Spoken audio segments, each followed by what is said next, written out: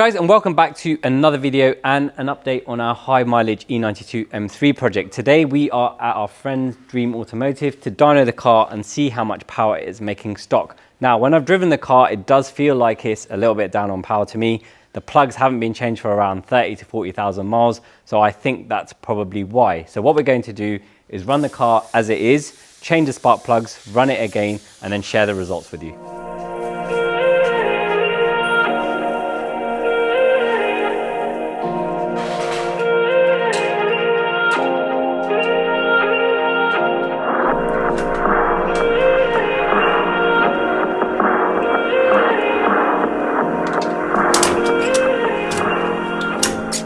Aston has set the car up on the dyno. We've done a calibration run, so I can go ahead and do a couple of runs. Now, I usually would do 3 until the power settles down. It's been sitting at the dyno for about 2 minutes, so the IAT is a little bit high. I am logging everything on here at the moment, so we'll probably need to do a couple of runs to get that down. It is quite a warm day outside. It's 29 degrees outside. It's probably about 30 something in the workshop, and currently the inlet temperature is at 53.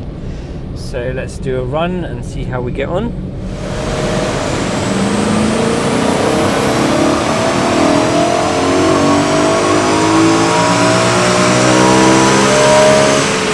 So it's made 392 on the first run. IAT has come down to 45 degrees now, so that's helped get some air through it. We'll do another one now.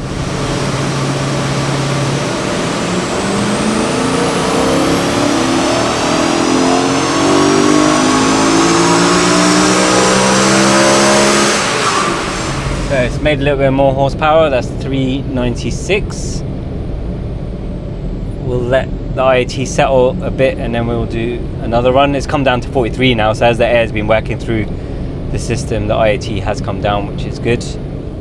I'm also logging the ignition timing because we have no records of when the spark plugs have been changed, so that will give us an idea of what ignition advance the car is running at the moment. So do another one. The IAT stabilizes around 43, 44, so it's not going any lower than that, so I can happily do another run now.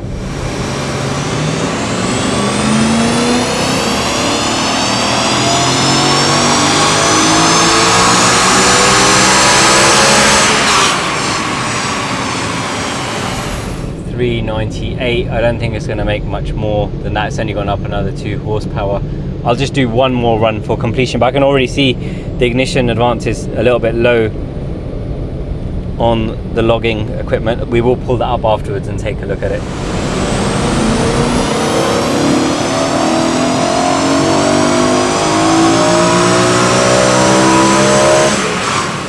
Yeah, so 398, so that's where we're settled at. We'll have a look at the data log once I've exported that out, but it's kind of what I guessed. I did guess around 390 before we did the run, so that's not too shabby, but I think as a standard car I should be making a little bit more than that. Back at my desk now, and I can go through all the data with you in a little bit more detail. So what I have on the screen right now is the dyno run we did originally, and you can see the car's making peak of 398 horsepower. The first one was 392, and as the car basically settled down on the dyno, the IAT stabilized, it was able to make the most it could make. And I did mention in my test drive that the car was quite flat. I have driven a lot of these, and we do have one that's in exceptional condition, so I have a good feeling for what the cars are like, and that flatness is demonstrated from around 7,000 RPM onwards. You can see it carries on and goes a bit flat from the original trajectory. What I would expect is for it to kind of carry on there and hit around sort of 415 to 425, which is what a really healthy E92 M3 will make on a Dyno Dynamics dyno. So why is a car not making its correct power, or what I feel is not its correct power? I did mention that the spark plugs haven't been changed in this car for around 30 to 40,000 miles, and as the car does use ionic knock control, which relies on the spark plugs, if they're not performing to their best, the car will not make the most power it can. So let's have a look at the data logs and see what the ignition timing was doing on this run. Before we ran the car on the dyno, we did take a read of the ECU to make sure that it was stock, and it was. And what I have here is the ignition timing table from a stock E92 M3, and that is the actual file you can see in the background from this car. You can see from around sort of 5,000 to 8,300 RPM, the car should be making around 30 to 32 degrees of ignition.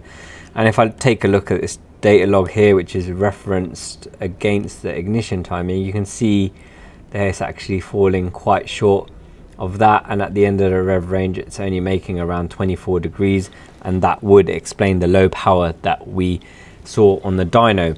What Aston's going to do now is change the plugs over, and we'll run the car again, and then we'll show you the data that we collect from that. So that's the initial power runs done, and Imran's gone through the graph with you. As you can see, we are a bit low on power. We do think that's something to do with the spark plugs, because we don't believe they've been changed for around 30,000 miles, and obviously the graph is quite flat at the top. So I'm going to change the plugs over now. The first thing to do is to whip out the airbox, and then I can access the spark plugs on bank 2. Bank 1 is fairly accessible anyway. So I'll take the plugs out, we'll compare them with the new plugs, and then we'll get the new ones fitted and see if they make any power.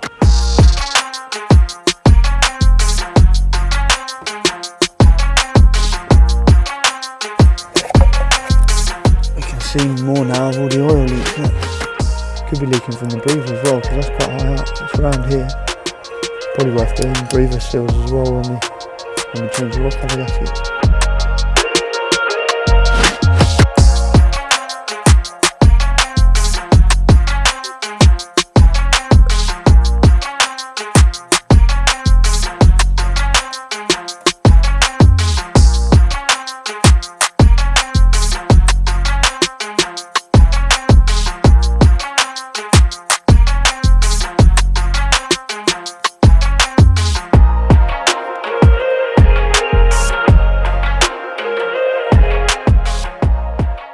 So now that I've removed the old plugs from the car, we can take a closer look at their condition.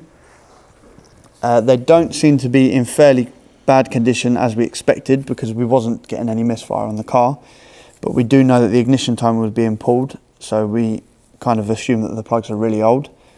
If you take a look at cylinder 4 in particular, you can see on the electrode it started to wear down in comparison to the new one. So that does normally indicate that it is an older plug. So let's get the new plugs fitted to the car, run it on the dyno again and give it a data log, and we'll see if we can get that ignition timing up and we can add some power.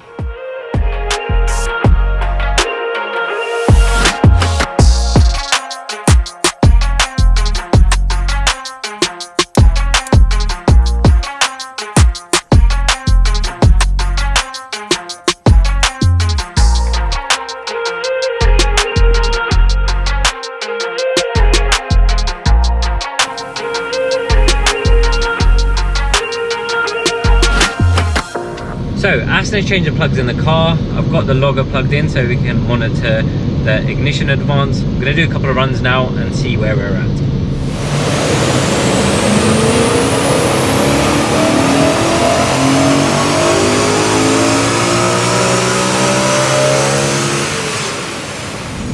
So immediately a lot stronger.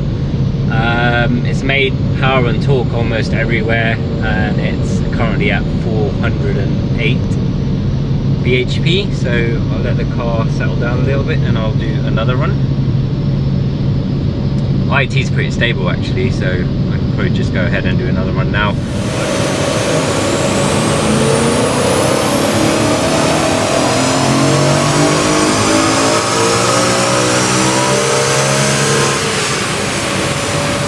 So yeah, 411 on that run, so it keeps going up. I'll keep an eye on the ignition, see whether I can actually spot it, but I will put these on the graph afterwards and go through them just for clarity.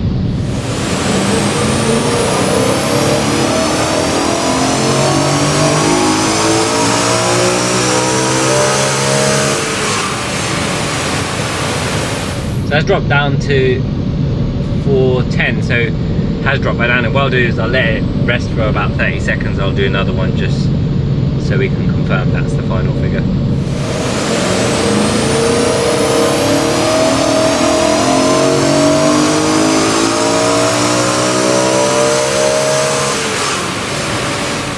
So So the highest figure we've had is 411 bhp. What I'm going to do now is jump out of the car, go back into the office, and I can go through all the data with you guys. Spark plugs have been changed. We've dynoed the car a number of times to get a stable figure, and you can see that it's made a significant difference in the amount of power on the dyno. It's got much more torque low down and then throughout the RPM range, so it's made an additional 10 to 15 foot-pound of torque almost throughout the RPM range. And the power, you can see, exponentially gets larger as the revs climb, which is what I'd expect from a normally aspirated car that's gained some power. And at the end of the rev range, you can see that it's made 411 horsepower as a peak figure. So that is around 13 to 14 horsepower over and above what it made without the spark plugs being changed. So the car has made more power, but why? Let's take a look. So what I have on my screen right now is two data logs overlaid with each other. So this white line is the spark plugs before we had changed them, and the green line is the new spark plugs. And as you can see, there is a big difference between the two in terms of the ignition timing the car is making, and that does explain the power difference on the dyno graph. You can see in the mid-range here it's around 5 degrees different, and at the top of the rev range, where the old spark plugs drop off to around 19, the new ones are making 29. Now I did mention that the car should be making 32 degrees, or at least that's what it is aiming for, but we have seen on the dyno sometimes that the car won't make its full ignition timing, but will when we data log it on the road. Hope you guys have enjoyed this video. We didn't just want to do a dyno and say, okay, this is the old spark plugs, now we're going to put new ones in and here's the difference. So we wanted to explain why, and I hope that we've done that. Thank you so much for watching, guys. If you liked the video, please remember to smash that like button, and if you haven't already, please subscribe to our channel. If you want to join the conversation, please drop a comment below and we'll try our best to respond to you. If you want to watch more of this project, you can do so over here. If you want to watch what YouTube thinks you might like from our other content, you can do so over here.